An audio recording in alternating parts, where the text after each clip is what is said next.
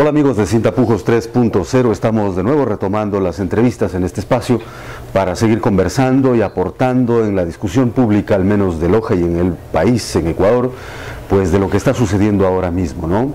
Bueno, ahora es grato entrevistar a uno de los políticos de nuestra provincia, dos veces prefecto provincial, dos veces asambleísta o diputado, actualmente en funciones, pues y quien está siendo parte de la oposición política en la Asamblea Nacional. El ingeniero Raúl Auquilla me acompaña en esta ocasión. Bienvenidos para conversar. Ingeniero, gracias por aceptar la entrevista en este espacio de YouTube y por supuesto para conversar un poco sobre la coyuntura. Quisiera empezar por el asunto del juicio político. La Asamblea niega un juicio político al vicepresidente, que es uno de los políticos quizá el más sospechado en la política ecuatoriana. ¿Por qué? ¿Cómo se da? ¿Cómo entender esto?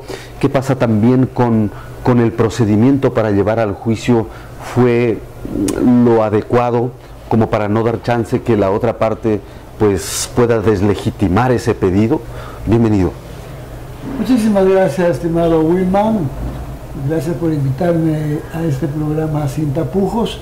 Y me imagino que el nombre ha de ser para que todos los que estemos aquí lo hagamos de esta manera, ¿no? Sí, cómo no. Sí, y bueno, su inquietud.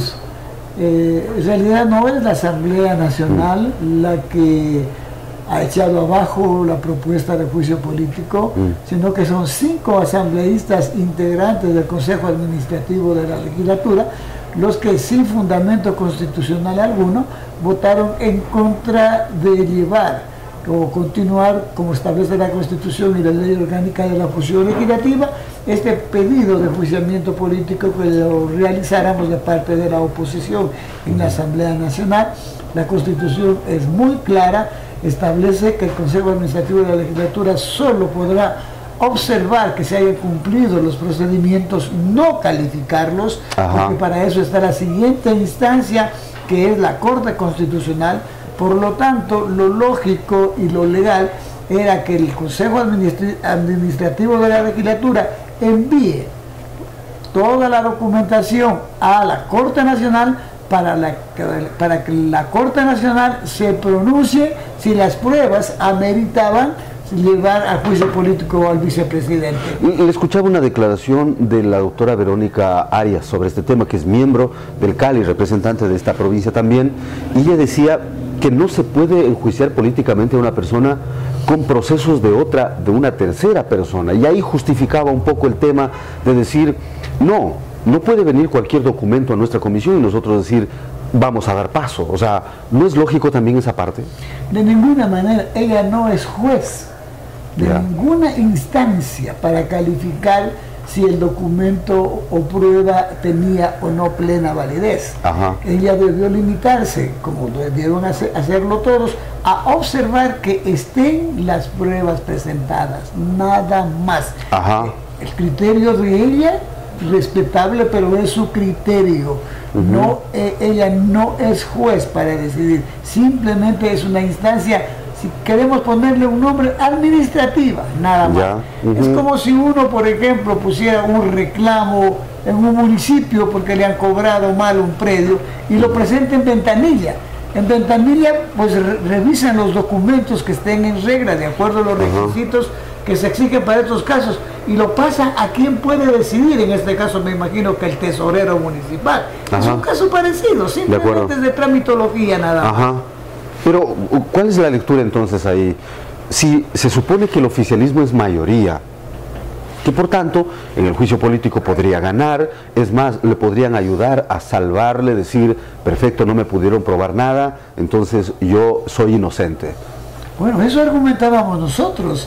Si es que es inocente como lo manifiestan, ¿por qué tienen temor de continuar con el proceso para que una vez en el pleno pues lo declaren totalmente exento de toda culpabilidad? No culpabilidad en el orden que atañe a lo fiscal o a lo jurisdiccional, sino a lo administrativo y a lo constitucional, que es muy diferente. Ese era nuestro discurso, si quiere. ¿Por qué tienen miedo en calificar el juicio político si tanto hablan de la inocencia del vicepresidente de la República? Hubiera sido lógico que le den inclusive la oportunidad para que públicamente exhiba y le diga al pueblo ecuatoriano: miren, estos asambleístas por las santas me quieren llevar a juicio político cuando yo soy alma de Dios. Inclusive hubieron voces dentro del oficialismo que decían esto. Denle la oportunidad para que aclare al pueblo ecuatoriano. Entonces ahí usted ve a las claras que intentaron, y lo lograron por ahora, pues intentaron detener este juicio político, convirtiéndose de esta manera en cómplices los 5 asambleístas que votaron por el archivo del juicio. Por ahora, ¿se va a insistir en el juicio político entonces?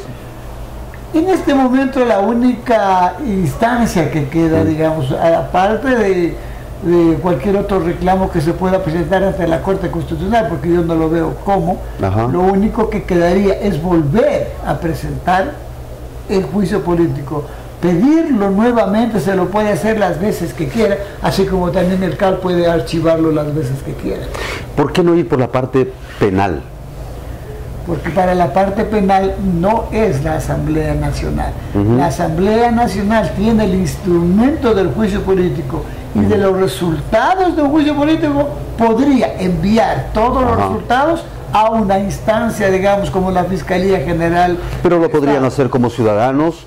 La denuncia de las cosas que están asomando no es... Yo no soy partidario de que de diferentes partes se sobrepongan acciones.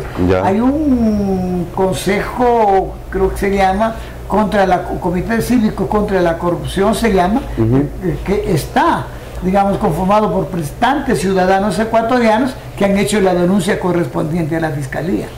¿Caerá Glass entonces? Todo depende del comportamiento o de la forma de actuación del fiscal general de la nación. Yo estimo que está, no digamos en sus manos, sino en su decisión, en su conciencia más bien, está el tomar la decidida acertada que puede o no afectarlo al vicepresidente Glass. Tampoco podemos salirnos de la norma constitucional que establece la inocencia hasta que se pruebe lo contrario, ¿verdad? Tampoco podemos negarle el derecho al debido proceso. Es por eso que si bien se acumulan cada vez más las evidencias de que tendría culpabilidad, pero mientras no haya una sentencia en firme, yo no me atrevería a decir es o no es culpable. El ex asambleísta del oficialismo, Cristian Viteri, decía que Carlos Vaca, cuando era asesor del presidente y cuando se destapó los papeles de Panamá, fue al bloque a decirles que hay que direccionar los cuestionamientos hacia la parte privada, los implicados privados que estaban en ese caso, y resulta que ahora es el fiscal el que tiene que investigar. ¿Hay condiciones para que efectivamente, si es que el vicepresidente es culpable definitivamente, pueda salir a la luz la información primero y segundo, ser sancionado por ese tipo de cosas?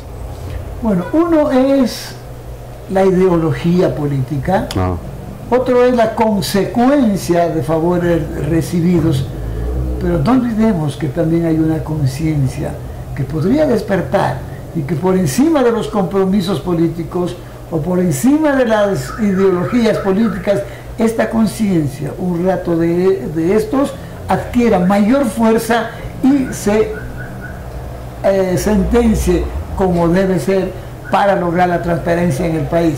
Yo abrigo esa esperanza de que el fiscal en un momento dado será tanta la presión, no solo popular que reciba, no solo la presión política, sino la presión de su conciencia la que le hará tomar y sacar a la luz la verdad, porque eso falta nada más, que salga a la luz de parte de una autoridad competente, que salga a la luz la verdad de todas estas denuncias. Hay quienes creen que la única esperanza para que se haga justicia en ese caso, especialmente con los peces gordos, ¿no? Es la información que pueda salir en la justicia brasileña y estadounidense. Yo soy de los que cree que toda esa información ya está aquí en el Ecuador. ¿Ya? No creo de que ¿quién la detiene? Ya escondidos, ¿no? ¿Quién la esconde? ¿Quién la encubre en el Ecuador? Debe estar aquí, en el único organismo donde debe estar. La es Fiscalía. En la Fiscalía General del Estado. ¿Ya? para no caer en especulaciones, pues yo le doy campo a que están analizando y a lo que le manifesté hace un rato, que están en una lucha interna, tres fuerzas: ideología política, consecuencia política y conciencia personal. Cuando triunfe la conciencia personal, será la hora de conocer la verdad. Otro tema, y casi ligado a este asunto, es que el día jueves último el presidente actual dio a conocer lo que serían las cifras reales de la economía ecuatoriana. Y hay que tomar un antecedente que, por ejemplo, en Brasil se le juzgó a la expresidenta Dilma Rousseff por alterar las cifras. En Guayas, el asambleísta Ron acaba de decir que sería inclusive posible enjuiciar políticamente al ex vicepresidente por no entregarle cifras reales, exactas, en la economía ecuatoriana. ¿Es posible? ¿Ve algo parecido, algún tema por allí? Bueno, mire, el presidente de la República, Lenín Moreno, lo que ha hecho es prácticamente oficializar lo que ya sabíamos todos. Todos conocíamos que la deuda pública superaba los 60.000 millones de dólares y superaba el 40% permitido en la Constitución Política del Ecuador. Eso lo sabíamos todos. De acuerdo. Que el anterior gobierno haya escondido cifras o que haya soslayado cierta parte de la deuda, sobre todo la deuda interna, pues eso ya es responsabilidad del gobierno anterior. Pero su pregunta es muy directa en cuanto a requerir de mí una respuesta en el sentido de si creo que el vicepresidente debería ser enjuiciado. No.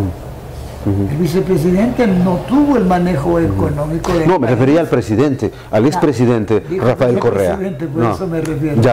Ya, exacto. Él quería decir, sí, el presidente de la República, él sí podría ser llamado a juicio político por haber desfigurado, pues en verdad, la información con respecto al endeudamiento público.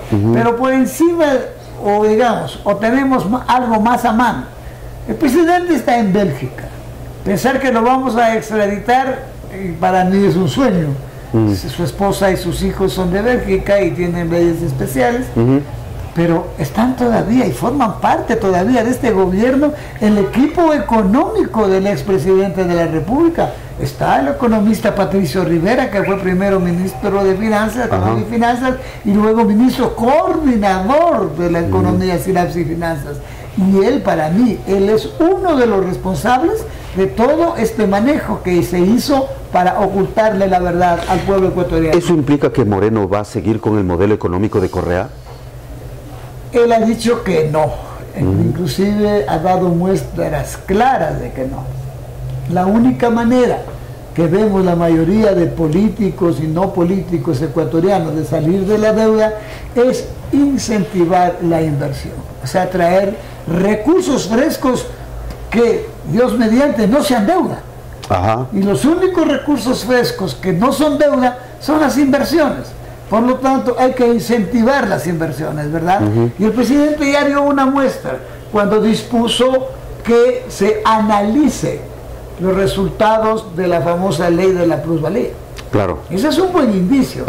Cuando conformó este Consejo Consultivo de la Producción, también es un buen indicio. Cuando se ha reunido con representantes de diferentes sectores políticos y empresariales del Ecuador, también es un buen inicio. No podemos pedirle, creo yo, que de la noche a la mañana ya se tomen todas las medidas. Sí, teníamos la información totalmente desfigurada, como ha sucedido con la deuda pública. Si nos mintieron en la deuda pública, pues nos mintieron en todo. Entonces el presidente está enterándose primero de cuál mismo es la realidad social, política, económica del país, energética y todo eso, para poder ya tomar las medidas pertinentes. Créanme, no estoy defendiéndolo, no se lo vaya a tomar de esa manera, pero es un estándar casi internacional cuando se habla de los 100 primeros días de un gobierno. Pues aquí todavía creo que le faltan una cosa de unos 40 días. Pues yo sí creo que debemos darle todavía ese margen para que después de los 100 primeros días, si no se ha producido alguna decisión ya que dé claros indicios de que se toma un rumbo diferente, entonces proceder a criticar si es que no lo ha hecho de esa manera.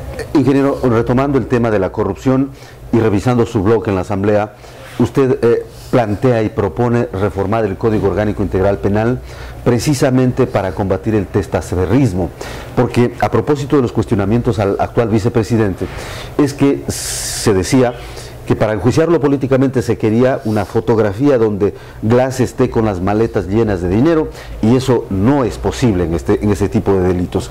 Entonces, primero, ¿cómo está enfocado? ¿Cómo se plantea ese tema? Y segundo, ¿hay condiciones para aprobar una ley tan necesaria, pero también bastante complicada para quienes se dedican a ese tipo de actividades?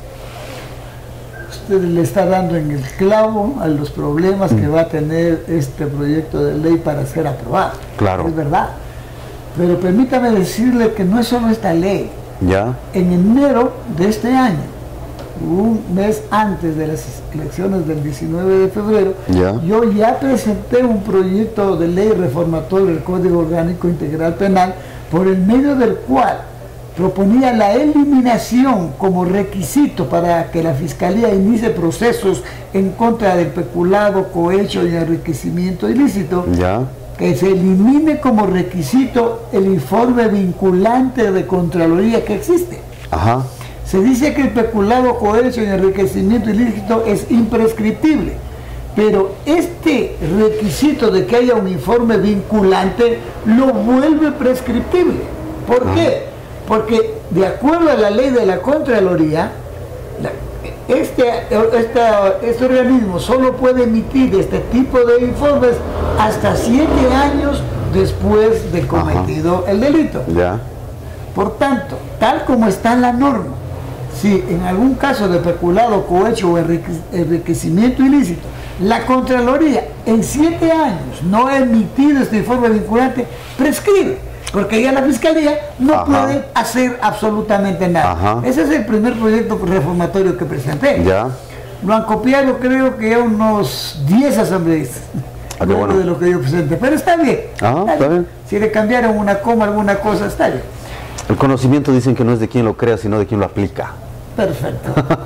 Y el otro proyecto de ley tiene que ver justamente para buscarle una salida a la herramienta más idónea que tiene la corrupción para ocultar los resultados de la corrupción. Para mí, no es tanto los paraísos fiscales, porque inclusive el dinero de la corrupción que va a paraísos fiscales va a nombre de empresas fantasmas, va a nombre de terceras personas, y mucho del dinero de la corrupción a todo nivel, estoy hablando a todo nivel, está aquí en el Ecuador, pero a nombres de terceros. Esos terceros se llaman testaferros. Y la ley, por supuesto, ha penalizado ese delito, pues, y lo castiga y todo. Pero ¿por qué no proceder de manera diferente? ¿Por qué no incentivar al testaferro a denunciar a quien de cualquier manera lo hizo testaferro? Y si ese testaferro denuncia, por supuesto con pruebas, no puede ser de otra manera, pues podría ser exonerado totalmente de su culpa. E inclusive mi proyecto de ley establece la posibilidad de que la Fiscalía General del Estado cree un reglamento de recompensas para el testaferro que denuncie al testaferrista, si es que existe ese Pero, ingeniero, ahí tiene que ver el procedimiento, porque se supone que el que va a ser testaferro acepta de buena manera, es decir, es un acuerdo, y muy difícil va a ser decir, oiga, yo soy testaferro de tal persona, pero más bien es el procedimiento para que esa persona pueda justificar o no el origen de sus bienes, y ahí está el reto del procedimiento. Bueno, pero no olvidemos que muchísimos casos de testaferro, sí, como usted dice, pueden ser motivo de un acuerdo, como por ejemplo, podría haber un acuerdo Ajá. entre el tío de Jorge Glass y Jorge Glass, podría. Claro, claro. Ajá. Podría. Pero hay también casos en que los obligan. O sea, para mantener a un empleado de categoría inferior en un cargo, Ya. los obligan a prestar su nombre para formar parte, por ejemplo, de una empresa, de una gran empresa. Ajá. Y de la noche a la mañana, a lo mejor alguien que tenga una posición de consejero o de Ajá. asistente de aseo, aparece como propietario o como accionista de una gran empresa. Ajá. No olvidemos que hay denuncias. Hace algunos 2 o 3 años, César Monge, creo, denunció un procedimiento así parecido con empleados de bajo nivel del Consejo Provincial del Guayas que negociaban, por ejemplo, caballos de raza, cuando no tenían esas condiciones como para hacer. Pero, y a propósito de eso, ¿cuál es su diagnóstico? ¿Pasa solo a nivel del gobierno central o en provincias como Loja también? Estoy diciendo, Porque para- dije ya, Wilman, Ajá. a todo nivel, sucede, Ajá. a todo nivel. Porque de pronto el diagnóstico puede resultar subjetivo si usted no tiene un conocimiento real de muchos casos que se estén dando, de mucho dinero que se está yendo por ese hueco, ¿no es cierto?, dinero público, y que hay que sustentar el tema. Wilman, no es un criterio ni una visión mía. Ajá, Está en el Código Orgánico Integral Penal. ajá, Quienes elaboraron y aprobaron el Código Orgánico Integral Penal aprobaron el castigo o aprobaron un delito que se llama testaferrismo. claro, Está ahí. ajá, No ajá. es mi invento. Pero para la reforma suya... que Esa es otra ajá, cosa. Ajá, Lo que yo propongo es de que al testaferro se le brinde facilidades para que denuncie al testaferrista. Ajá. ¿Usted no cree que si eso se empieza a dar, va a desaparecer esta figura del testaferro? Porque todo el mundo que quiera utilizar esta figura para ocultar dineros mal habidos, porque no solamente es cuestión de corrupción, también es de lavado de activos y de otras cosas. ¿cómo no? ¿Cómo no? Yo creo que sí va a disminuir. Ya, Y si no tiene la base, digamos, donde de poner el dinero producto de estos recursos ilegales, entonces van a tener que volver a los colchones y a los soberados y nada más, como ya sucedieron en estos casos. Esos dineros a lo mejor no encontraron quien se quiera hacer cargo y por eso los tuvieron en donde los tuvieron. ¿cómo piensa usted impulsar este proyecto para que pueda ser aprobado? Insisto, donde hay una situación como que no favorable para ese tipo de reformas. Es muy difícil, Ajá, es muy difícil. Yo sé que es una tarea durísima. Yo en realidad vamos a dejar que siga el orden regular. Ya. Recién se ha presentado, todavía no ha sido ni siquiera difundido en la asamblea, ya, todavía no ha sido analizado por el Consejo Administrativo de la Legislatura, que tendría que analizarlo y enviarlo a la comisión especializada correspondiente, así que no sabemos qué va a pasar. Lo que sí le voy a contar, pero esto no quiere decir que eso va a suceder. ya, Pero en una reunión en que estábamos mucha gente relacionada con política, empresarios y todo eso, cuando yo dije, en este proyecto de ley quiero ver quienes votan en contra. Entonces, alguien dijo, todos. Otro de los temas que le quería topar a propósito de una nota periodística que salió en Diario La Hora, que dice que usted está pensando, no descarta la posibilidad de volver a ser prefecto de esta provincia. Y la pregunta que surge es, oiga, los profesores se jubilan, los militares se retiran, ¿por qué no eso en la política también? Bueno, espere para cumplir los años de servicio en la política y la edad suficiente para jubilar. ¿Con cuántos años se jubila en política entonces? Bueno, en política estoy a 25 años. ¿Ya? O sea que me faltarían 5, ¿verdad? O sea... Por edad ya mismo, Ajá, pero por años de servicio todavía no, si usted le quiere hacer una comparación desde ese punto de vista. claro. Pero en política también es diferente. ajá. En política- Pero ¿por qué? El punto es, ¿por qué debe ser diferente? O sea... Ahora, el que el diario La Hora haya recogido de esa manera alguna declaración mía es responsabilidad del diario La Hora. Ajá. O sea, no fue en serio, o sea, no está pensando en serio ser perfecto otra vez. ¿Lo leyó, Wilma, usted todo el artículo? Sí.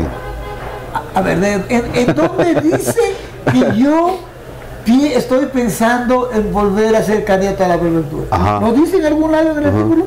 Bueno, pero el En punto... ninguna parte, ¿verdad? Lo único que yo digo, Ajá. en esta vida Ajá. no se debe decir de esta agua no he de beber. Claro, pero eso es abrir la puerta. Abre la posibilidad, Ajá. no le niego. ¿De acuerdo? Pero eso se puede decir para cualquier otra circunstancia, no solamente para una candidatura.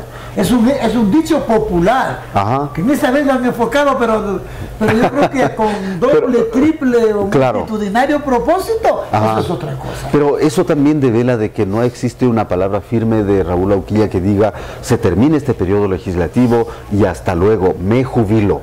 O Yo sea, siempre he dicho lo que le dije al diario La Hora. ajá, Además al diario La Hora, y también está en el artículo, Ajá. además dije, yo no tengo dotes de clarividente para saber qué va a pasar. Mire, Ajá. para el del 2019, las elecciones creo que son en octubre, 2010, o febrero 2019 creo, podría yo ya estar disfrutando del paraíso celestial. Vamos por ese escenario. Si efectivamente se abre la puerta y usted decide cruzarla, vamos a hablar figurativamente. Ahí usted ya está induciendo.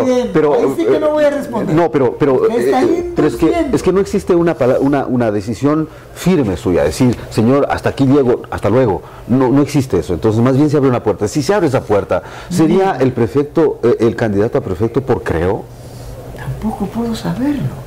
Dentro de Creo es una organización nacional Ya. que tiene sus estatutos, Ajá. tiene la forma de designar sus directivos y sus candidatos. Ajá. Así que yo no puedo adelantarme a nada. En primer lugar, porque por el momento yo no he pensado en nada de ser candidato. Ajá. No he pensado, lo único que he dicho es una frase Ajá. que ya le dije, que ya le digo hábilmente el articulista de La Hora lanzó una especie de no bomba, ¿no? Pero sí creo que una bomba lacrimógena. O sea. ¿Porque hizo llorar a alguien? Tal vez causó preocupación en alguien, Ajá. tal vez causó, no sé. Ajá. Pero es eso, no deja de ser eso, nada más. ¿Le gustaría Lo ser otro candidato por Creo? Lo otro es entrar en el campo especulativo. Ajá. Primero habría que ver si quiero o no ser candidato. Y Claro. sí, para ver pues, si creo, pues luego de los procesos puedo llegar a ser. Y si no, yo estoy tranquilo, no va a pasar nada con mi vida si no fuera candidato. De acuerdo. Ingeniero, estaba revisando su hoja de vida y usted por su profesión ha sido, por ejemplo, ha desarrollado muchos trabajos de fiscalización. Y desde la Asamblea no ha hecho, más bien no se ha desviado de esa profesión para demostrarle a Loja, por ejemplo, en la obra de infraestructura, cuánto real en realidad existe de inversión y cuánto no. O sea, utilizando esa experiencia, ese conocimiento suyo. Mire, una cosa es fiscalizar políticamente Ya. y otra cosa es hacer el trabajo minucioso de fiscalización de un organismo de control. Ajá. Es completamente diferente. De acuerdo. Yo he hecho denuncias y he pedido información sobre procesos que hemos creído que no están bien, como el caso de la quebrada Totoras, Ya. como el caso de muchas obras viales, como Ajá. el caso del circo social. Ajá. O sea, en eso no hemos fallado. No Ajá. se llega a instancias de decir, por Dios, ya hay que destituirlo al ministro porque no ha hecho bien la quebrada Totoras. No Ajá. son así, hay que seguir procesos. Ajá. Pero ya digamos, un trabajo de fiscalización tipo organismo de control, se necesita una estructura inmensa que un asambleísta no tiene. Ajá. Se necesita topógrafos, se Ajá. necesita equipos, se necesita... Si me voy a poner a revisar documentos, no gano mayor cosa. Ajá. Pero Pero ¿qué pasa con los gremios como el sindicato, perdón, como el colegio de arquitectos, de ingenieros?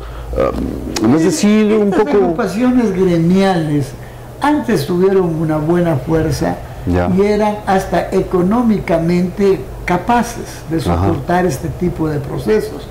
Luego que vino a diferentes, sobre todo decretos del Ejecutivo, pues perdieron totalmente fuerza, perdieron fuentes de financiamiento. En este momento, si bien representan a sectores profesionales o gremiales, pero no tienen esa fuerza que tenían antes. Ajá. Yo estoy preparando un proyecto de ley como para recuperar esa agremiación de profesionales u obreros o artesanos, porque servían mucho, sobre todo en otros procesos de fiscalización. ¿Por qué no es posible desde la Asamblea fiscalizar la obra de gobiernos seccionales como las prefecturas, que según este modelo, pues las cámaras, no existen las cámaras provinciales y por tanto la fiscalización también no existe? ¿Por qué no es posible ver si es que en realidad la contratación de un puente, de una vía, son valores reales? Porque no están los organismos seccionales incluidos en la Constitución General del Estado como instituciones que pueden ser fiscalizadas desde la Asamblea Nacional. Pero tampoco está prohibido. Pero en ley se hace lo que está escrito. Ajá. Más bien esa tarea les dejan a los organismos de control. Pero ¿por qué no pedir información de tal vía de pronto? No le dan, porque no están obligados. Así de simple, nada más. Así de simple. Pero entonces, ¿por qué no plantearon? Porque hay la Contraloría, lo que podría plantearse es una reforma en la Constitución. Y ahí eso sí podría hacerse. Y haría apelar. Usted está dentro de la comisión de... Yo he estado pensando, así como estoy pensando en proponer una enmienda en cuanto a la conformación de los consejos provinciales. No estoy de acuerdo con lo que a los prefectos se los elija solamente en los sectores rurales. En eso no estoy de acuerdo. Entonces, ¿de qué se trata? Si estuviera yo de acuerdo en que se vuelva a elegir una Cámara Provincial, ya, porque en este momento los alcaldes son juez y parte. Claro. Totalmente. Ajá. Antes, digamos, teníamos unos 7 consejeros que de alguna manera ajustaban. Claro. Pero ahora no, porque un alcalde necesita del apoyo logístico del prefecto. Entonces es difícil realizar una labor de fiscalización en esas condiciones. Ya. Entonces esa es una de las enmiendas que yo sí propondría, y también competencias para que un legislador pueda fiscalizar también organismos seccionales. ¿Eso es en serio? ¿Hay plazos para eso?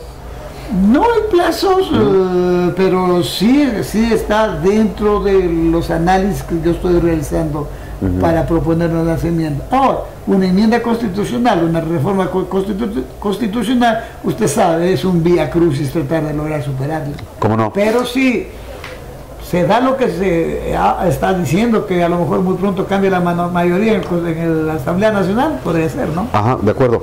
¿Hay Raúl Auquilla para largo políticamente hablando en la provincia de Loja? Vuelvo a decirle, mi estimado Wilman, con todo respeto, no tengo dotes de clarividente. No sé si haya para 24 horas o para 2 horas o para años. Pero quiere seguir en él. En la forma como me siento, me siento muy capaz, tanto físicamente como mentalmente, para seguir trabajando en lo que pueda por esta provincia, y lo van a ir comprobando mientras vayan transcurriendo los días. ¿Qué piensa cuando escucha que basta de los mismos de siempre? Pues lo que les dijo el pueblo lojano en estas últimas elecciones. Nosotros votamos por quien desde siempre ha sido nuestro amigo. Ajá, de acuerdo. Con eso nos quedamos. Gracias, ingeniero, por conversar conmigo. Gracias, Wilman. Así, el ingeniero Raúl Auquilla, asambleísta de esta provincia de Loja, conversando también en Sin Tapujos 3.0. A ustedes gracias por seguirme y por supuesto para invitarles que se sigan suscribiendo a este canal. Hasta la próxima semana.